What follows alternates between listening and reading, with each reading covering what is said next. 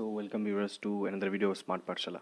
In this video we'll learn about some applications of matrix where we'll solve some simultaneous linear equation in 3 variables using matrix method. So we'll learn some properties of determinants also. Okay, so let's just start. So if you guys have not gone through our previous video, then please click on the I button so that you reach on that video and you can watch that. So let's say we are having these 3 equations: equation number 1, equation number 2, and equation number 3. Okay, now at this situation, suppose that we are having this matrix A, which is having the elements that are the equal as that of the elements of the variables x, y, z in the equation 1, 2, 3. Similarly, in x we are having x, y, z, that is a matrix of 3 into 1, and B is a matrix of k1, k2, k3, which are the answers as you can see from the 3 equations. Okay, now obviously we can write A into x is equal to B. This way we can represent the 3 equations, equation number 1, 2, 3, in one equation. Okay, and that is a process of representation of matrix. Okay, this is that much simple.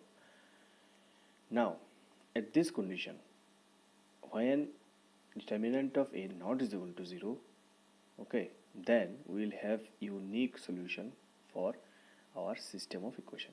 But when determinant of A will be equal to 0, then we have to do adjoint of A into B, and when that is not is equal to 0, then we will have no solution for the system of equation. And when we will have determinant of A is equal to 0, and then adjoint of A multiplied by B, and that will be equal to 0. Okay, so in that condition we will have infinitely many solutions. Okay, so these are the 3 conditions: unique solution, no solution, and infinitely many solution for the 3 system of equations, or you can say system of equations of 3 variables. Now let's say take up a problem. Let's say we are having x plus 2y plus z is equal to 7, and then we are having x plus 3z is equal to 11. Similarly, of the third equation we are having 2x minus 3y is equal to 1. Okay, so at this condition we have to first arrange it as ax is equal to b. Okay, follow the equation number 1. Okay, so from here if we multiply A inverse on both sides, so A inverse into A is nothing but I, so I into x is x, so that we can write x is the solution and x is equal to A inverse B, right? Okay, fine. Now just write this A. A is nothing but the matrix that is containing the elements of the coefficient of the variables. Okay, so you write 1, 2, 1, and then 1. So here you have no y variable, that means you have the coefficient as 0, and then z is 3. Okay, so you have 3 by 3 matrix, so obviously, so 2 minus 3, and here 0 in place of z for the third equation. Okay, so this is the A matrix. Now you have to write the x matrix, that is x, y, z. Similarly, you have to write the B matrix, that is the matrix of the answers, which are 7, 11, and 1. Okay, now at this step what you will do is that you will find A inverse.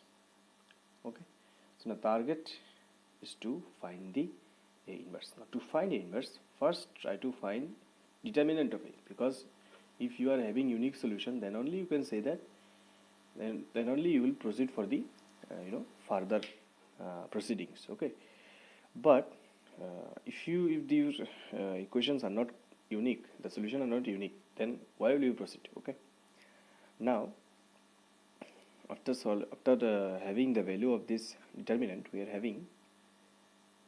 are expanding along row 3. So we are having 2 into 6 minus 0, and then you have minus 3, and so here it's so 1.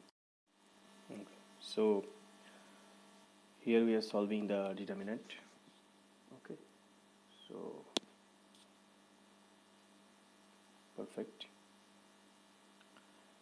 minus 3, and you have 3 minus 1 obviously.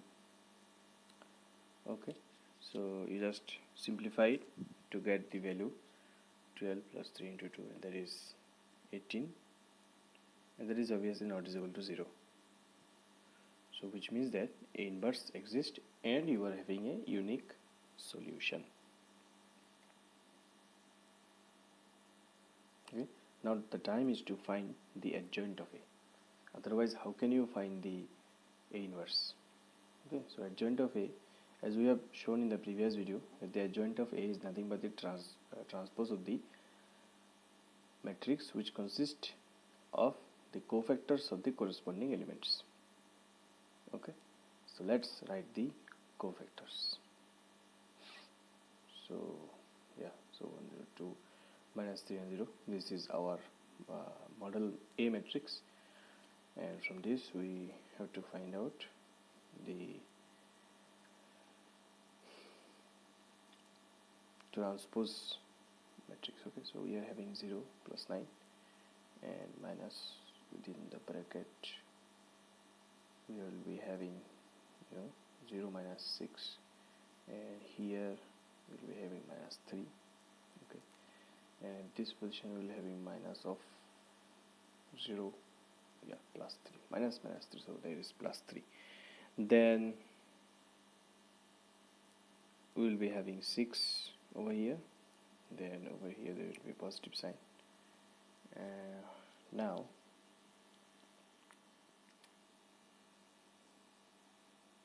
okay, so at this position we will be having minus 3 minus into 3 minus 1, and then at the next position, so in this way we should write all the values. Okay, so this is not a rocket science, I think.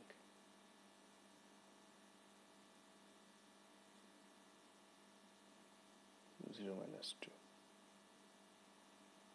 so I have 9 over here, and then 6 minus 3, and similarly minus 3 minus 2, and here so you have plus 5, 6 and minus 2 and minus 2. Okay, now what you need to do is you have to do the transpose of this matrix to find the adjoint of A. So see, these problems are very simple, very simple. You need to find the transpose of this matrix, and then you just need to divide this adjoint matrix by determinant matrix so as to obtain the inverse of the required matrix. Okay, let's do this. So you have to just divide the adjoint of A by A inverse, determinant of A. So what is determinant of A? That is 18. So 1 by 18 into the whole determinant, that is the adjoint one. Yeah, so 9 minus 3 6, and 6 minus 2 minus 2, and minus 3 5 and minus 2. Cool.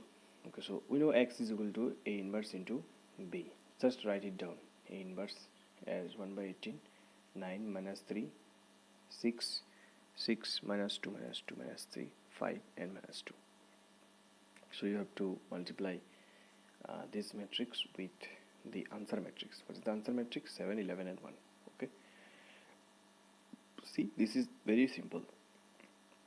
So 9 7 is 63,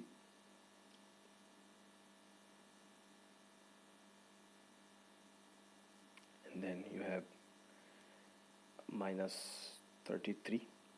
Similarly you will have plus 6, then you have 42, then you have 22, and similarly you have minus 2, and in this place you have minus 21, then 55. Yeah, cool. Okay, so here will be a plus sign. Now you just simplify it. This is very easy, I think. So this is 18, and you have 63 minus 33, so you have 30 plus 6, that is 36. 42 minus 22, so you have got 20, then minus 2, that is 18. You have minus 21, 55. Okay, let's do this. Okay, so total is 23, so you have 2 and you have 32. Okay, is there any mistake I have done? Okay,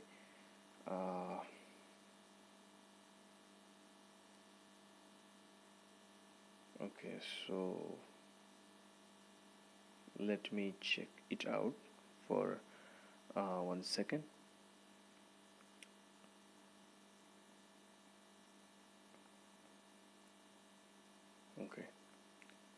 Okay, so here it is -3, 5 and -2. Okay, fine. Okay, this is -3, 5 and -2. Okay, we need to find out the fault. That is, where is the fault? Okay, so we are able to get the fault. It's 3, 5 and -2. Okay, so this there must be a fault in this line. Okay, so let's go over here, over there. So we must have some faulty results in determining the cofactors. Okay, so in case of -3, we have it correct. Okay, that's -3 is correct. Then we are having -3. Okay, here is to be -4. Okay, now that we have got our mistake. So this is -3 -4, and then we'll be having 7 over here. Okay, so now it's perfect. So we are having 77. Okay, and then basically it'll be 77 and we'll be having 54. Okay, so you just divide it, you'll get 2, 1 and 3. Okay, hence X matrix is X, Y, Z, and you are getting this equal to 2, 1, 3. So as these matrices are equal, hence their corresponding elements are also equal. So we are having X is equal to 2, Y is equal to 1 and Z is equal to 3. Okay, now what's the method by which we can confirm that we have got a correct result? The one method is that put all these values one by one in all the equations. So that is not a smart method. The smart method will be just add all these equations up and then put these values. X is equal to 2, Y is equal to 1 and Z is equal to 3. Okay, now say we are having this equation, right? Okay, the first one. Then we are having this one as the second equation. Okay, now third equation is this one. So what you need to do is just add all of them. Okay, so then you have to put the values of X, Y and Z. Okay, so after adding we are having 4X minus Y plus 4Z, and that is equal to obviously 19. So you just put the value of 2, 1 and 3. So you have 4 2s are 8 minus 1 plus 4 3s are 12. Okay, now from this we can see that we are getting 19. LHS is equal to RHS, which means this is a correct solution. So if you guys liked our video of Smart Pathshala, so we'll also be solving all the NCERT problems in our future videos. I mean, we'll solve NCERT exemplar, we'll solve NCERT normal exercise problems. So if you guys like this video, please share, subscribe our channel so that we can grow more. And also if you have suggestion, then please recommend us and subscribe and press the bell icon.